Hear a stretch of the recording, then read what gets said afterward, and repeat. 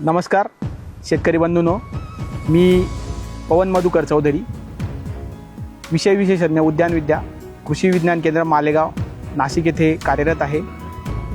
सध्याच्या परिस्थितीमध्ये आपण जर बघितलं तर हा कालावधी जो आहे हा रब्बी हंगामातील कांदा काढणीचा कालावधी आहे। काही अंशी काही भागामध्ये गारपीट झाली, अवकाळी पाऊस पडला, त्याच्यामुळे कांदा हा मान लवकर पडायला लागली किंवा माना पडायला लागल्या। तर शेतकरी बंधूंनी याला पक्वतेचं लक्षण समजून कांदा काढणी सुरुवात केलेली आहे। त्याच्यामुळे हा कुठेतरी अपरिपक्व कांदा बाजारपेठेत जाऊन मोठ्या प्रमाणामध्ये भावामध्ये तफावत झालेली आहे किंवा भाव कमी झालेले आहेत कांद्याचे। त्याच्यामुळे शेतकरी बंधूंना थोडासा आर्थिक भुर्दंड हा बसत आहे। त्याच्यामुळे एक कृषी विज्ञान केंद्र मालेगावतर्फे आपल्या सर्वांना एक आवाहन करतो की कांदा परिपक्वतेची लक्षणे आधी आपण समजून घ्यायची आहे। कांदा परिपक्व झाल्यानंतरच काढणीला सुरुवात करायची आहे आणि त्याची घाई केली असता उगाच आपल्याला कच्चा कांदा हा मार्केटमध्ये जाऊन तो भाव तर आपल्याला कमी मिळतोच, पण असा कांदा हा साठवणुकीमध्ये सुद्धा टिकत नाही। त्याच्यामुळे कांदा काढणीची जी लक्षणे, ठळक लक्षणे किंवा कांदा काढणीस कधी यावा या संदर्भात आपण आज बोलणार आहोत। तर कांद्याचं जाती परत्वे जर बघितलं आपण तर जाती परत्वे कांद्याच्या काढणीचा हंगाम किंवा जो त्याचा सीझन असतो तो वेगवेगळा असतो। जो खरीपाचा कांदा असतो तो 100 ते 110 दिवसामध्ये तयार होतो। मात्र रब्बी कांदा जो आहे तो 120 दिवस किंवा त्याच्यापेक्षा काही दिवस 10-20 दिवस जास्त सुद्धा घेऊ शकतो। खरीपाचा कांदा हा साठवणुकीत टिकत नाही, मात्र रब्बीचा कांदा जो आहे तो हा साठवणुकीत टिकतो।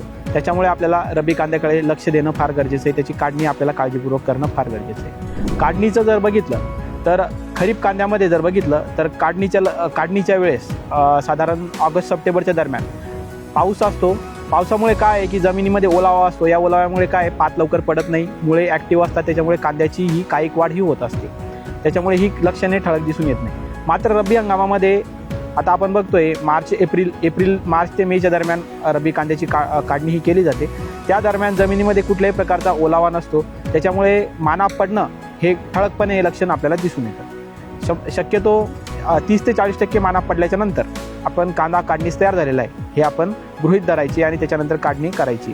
कांदा काढणी करत असताना कांद्याची पात वाळते, वाळल्यानंतर त्याची मान पडते, या अवस्थेमध्ये आपल्याला कांद्याची काढणी करायची। पात जर एकदम आपण वाळू दिली, जास्त प्रमाणामध्ये वाळली तर हा कांदा काढणीच्या वेळेस तुटतो, कांदा जमिनीमध्येच राहतो, पात आपल्या हातामध्ये येते। नंतर मग आपल्याला कुदळीच्या साहाय्याने किंवा खुरप्याच्या साहाय्याने हे खंदून काढावं लागतं आणि हे खंदत असताना कांद्याला इजा होते किंवा जखमा होतात। आणि अशा प्रकारचा कांदा आपण हा परत चाळीमध्ये जर स्टोअर केला तर हा कांदा चाळीमध्ये खराब होतो, त्याच्या आजूबाजूचे सर्व कांदे खराब होतात आणि कांदा चाळीमध्ये खराब झाल्याने आपलं प्रचंड नुकसान हे होऊ शकतं। त्याच्यामुळे आपल्याला काय करायचं आहे की कांद्याची काढणीची अवस्था 30 ते 40% माना पडल्यानंतर आपल्याला कांदा काढणीसाठी तयार झाला असं गृहीत धरूनच त्याची काढणी करायची आहे। कांदा काढणीच्या आधी आपल्याला परत एक गोष्ट लक्षात ठेवायची आहे की कांदा काढणीच्या 20 दिवस आधी, सुमारे 20 दिवस आधी आपल्याला पाणी पुरवठा हा बंद करायचा आहे, जेणेकरून त्याची जी व्हेजिटेटिव्ह ग्रोथ आहे ती थांबून त्याची रिप्रोडक्टिव्ह ग्रोथ किंवा त्याची जे अर्क उतरण्याची जी अवस्था आहे ती आपल्याला पटकन आली पाहिजे आणि सुप्तावस्था ही यायला सुरुवात झाली पाहिजे। अशा पद्धतीने आपल्याला कांद्याची काढणी ही करायची आहे।